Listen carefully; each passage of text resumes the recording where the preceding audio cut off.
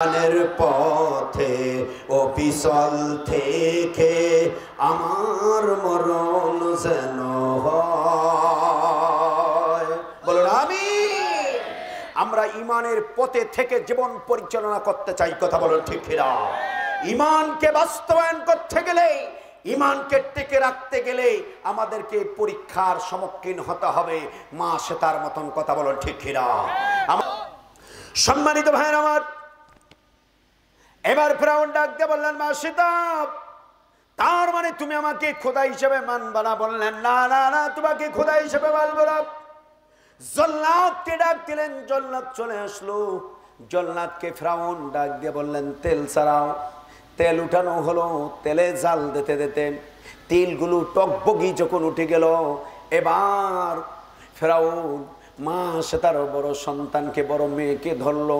ধরার পরে জল্লাদকে বলল, একে ছুরির নিচে ফেলাও।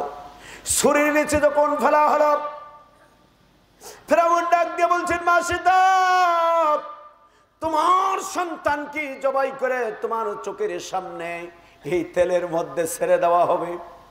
তুমি যদি এখনো আমাকে খোদা হিসাবে মেনে নাও, আল্লাহ হিসাবে মেনে নাও, তাহলে তোমাকে ছেড়ে দেব, তোমার মেয়েকে ছেড়ে দেব, কাউরে কিছু করব না।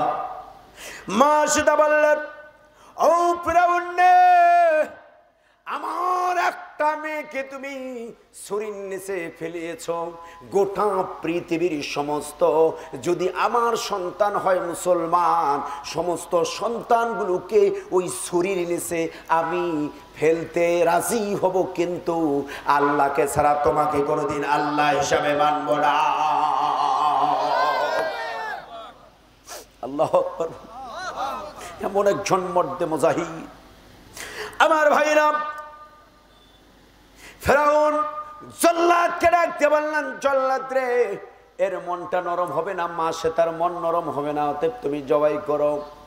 জবাই করা যখন হলো, মায়ের সামনেই সন্তানকে তেলে যখন ছেড়ে দেওয়া হলো, সন্তানের হাড় হাড্ডিগুলো একদিকে চলে গেল, গোশতগুলো একদিকে চলে গেল। কত মর্মান্তিক ঘটনা। আমার ভাইরা, ইমানকে টেকে রাখার জন্য কিরকম পরীক্ষা দিতে হয়েছে, আল্লাহু আকবার। আমার ভাইরা, পরীক্ষার জন্য প্রস্তুত আমাদেরকেও থাকতে হবে, কি হবে না? ও মা বোনেরা যারা আছেন, মা সেতার মতন আপনাদেরকে ইমানদার হতে হবে। জিহাদের ময়দানে সন্তানকে পাঠাতে হবে, ইসলামের জন্য তৈরি করতে হবে। আগামী দিন আপনাদেরকে মনে করতে হবে, আপনারা মা সেতা, আপনারা সন্তানকে জিহাদের ময়দানে পাঠাবেন, কিন্তু মাথা নত করবেন না। জিহাদের ময়দানে শহীদ হয়ে আসবে, আপনি হাসতে হাসতে শহীদের মা হয়ে যাবেন, কিন্তু বাতিলের কাছে মাথা নত করা যাবে না। আগামী দিন জীবন দিতে রাজি আছি, শহীদ হতে রাজি আছি, রক্ত রাজি আছি, যুদ্ধের ময়দানে যাওয়ার জন্য, ইসলামকে প্রতিষ্ঠা করার জন্য, ইসলামী সংবিধান করার জন্য, ইসলামী রাষ্ট্র করার জন্য কারা কারা তৈরি আছেন? আর একবার দুটি হাত উত্তোলন করে মহামানবের দরবারে দেখাই। আল্লাহ। সম্মানিত ভাইয়ের আমার, আমি বলতেছিলাম, মা সীতাকে ফেরাউন ডাক দিয়া বলল, ও মা সীতা, তোমার এক নাম্বার সন্তানকে তো জবাই করে তোমার সামনে তেলের মধ্যে ছেড়ে দিয়ে কিভাবে নির্মমভাবে হত্যা করা হলো। মা সীতা চোখের পানি ছেড়ে দিয়ে কাঁদতেছেন। এবার মা সীতাকে ডাক দিয়ে বলছে, মা সীতা, তোমার চোখে পানি ঝরঝর করে পড়তেছে।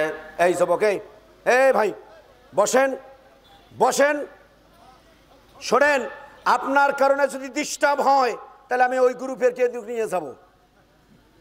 কথা বলেন ঠিক কিনা? আপনারা ওয়াদা দিয়েছেন উঠবেন না। কি খারাপ লাগতেছে? খারাপ লাগতেছে? সম্মানিত ভাই আমার, মা সীতাকে ডাক দিয়ে বললেন, তোমার চোখের পানি টপ টপ করে পড়তেছে, অতএব তুমি নরম হয়ে গেছো, তুমি আমাকে আল্লাহ হিসাবে মেনে নাও। এবার মা সীতা ডাক দিয়ে বললেন, ফেরাউন, না না না, তোমাকে আমি আল্লাহ হিসাবে মানতে রাজি নাই, শুধু চোখের পানি ফেলাচ্ছি, ওই আল্লাহ তাআলাকে জানাচ্ছি, আল্লাহ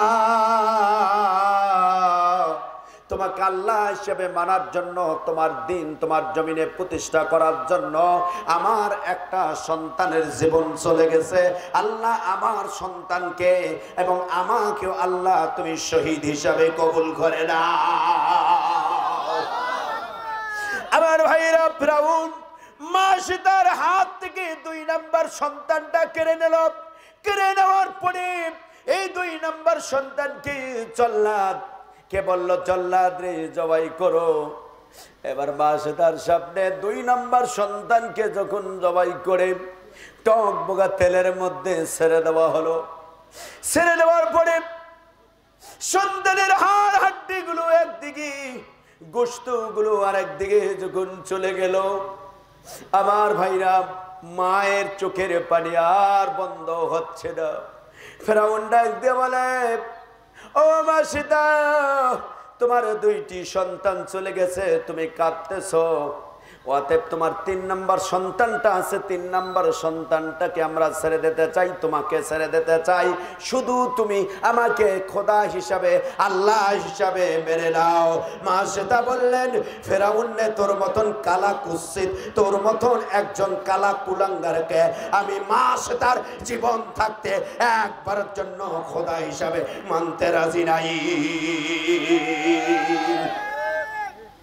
আমার ভাইরা, ঠিক মা সীতার মতন যদি আমাদের পরিবেশ হয়, আগামী দিন আমরা লেনিন, কাল মার্ক্সের এবং কালো অন্ধকারের আইন প্রতিষ্ঠা করতে দিব না। কথা বলেন ঠিক কিনা? আমার ভাইরা, মা সীতার এই বক্তব্য দেওয়ার সঙ্গে সঙ্গে মা সীতার কোলে ছিলেন 3 নম্বর সন্তানটা কেড়ে নেওয়া হলো। কেড়ে নেওয়ার পরে মা সীতা আরো ডুকরে ডুকরে যখন কান্নাকাটি করা শুরু করে দিলেন, ফেরাউন ডাক দিয়ে বলছেন, ও মা সীতা, এই তো বুঝি তুমি নরম হয়েছ। বললেন, এবার নরম যখন একটু ভাব, কিন্তু ওই দুধের বাচ্চা কথা বলতে পারে না, ছোট্ট মানুষ, আল্লাহ তাআলার পক্ষ থেকে ছোট্ট বাচ্চার জবান খুলে গেছে। মা, তুমি ফিরাউনের কাছে মাথা নত করো না, মাথা নত করো না। আমি শহীদ হব, আমার 2 বোন শহীদ হয়েছে, তুমি শহীদ হবা, তোমার সঙ্গে আমাদের দেখা হবে জান্নাতের সিঁড়িতে। অবস্থা আমার ভাইরা, ছোট্ট সন্তানকে যখন মায়ের সামনে জবাই করার পরে তেলের মধ্যে ছেড়ে দেওয়া হলো। ছোট্ট বাচ্চার গোশতগুলো একদিকে, হাড়গুলো একদিকে। এবার মা সীতাকে ডাক দিয়ে বললেন, মা সীতা, তুমি তো শেষ, এবার তুমি কি আমাকে খোদা হিসাবে মানবা? বললে, না না না, আমি তোমাকে মানতে পারবো না, ইসলামের মর্দে মুজাহিদ এমন হতে হবে। আমার ভাইরা, মা সীতা বললেন, না না না, খবরদার, আমি তোমাকে আল্লাহ হিসেবে মানতে পারবো না। মা সীতাকে জল্লাদকে ডাক দিয়ে বললেন, মা সীতাকে ধরো। হাত বাঁধা হলো, পা বাঁধা হলো, মা সীতাকে জবাই করবে। মা সীতা ডাক দিয়া ফিরাউনকে বললেন, ফিরাউন, আমাকে মারবি, আমার কোনো দোষ নাই, তো আমার কোনো আপত্তি নাই, তুমি মারো আমাকে, তুমি তেলের মধ্যে ছেড়ে দাও, কোনো আপত্তি নাই, তবে আমার একটা ওসিয়ত তোমাকে মানতে হবে। কি ওসিয়ত? এবার ফিরাউন বললেন, আমার 3 সন্তানের হাড় হাড্ডি এবং আমার হাড় হাড্ডি গুলো এক জায়গায় পুঁতে রাখতে হবে। তুমি কি এই ওসিয়তটা, এই ওয়াদাটা কি তুমি দিতে পারো? আমার ভাইরা, ফিরাউন মা সীতাকে যখন জবাই করার পরে, তার যখন ওসিয়ত মেনে নিলেন, জবাই করার পরে আমার ভাইরা, তাকে তেলের মধ্যে ছেড়ে দেওয়া হলো। মা সীতার হাড় হাড্ডিগুলো একদিকে, গোশতগুলো একদিকে যাওয়ার পরে আমার ভাইরা, ঠিক ফিরাউন ওই 4 জনকার হাড় হাড্ডিগুলো এক জায়গায় কবরস্থ করে রেখে দিলেন।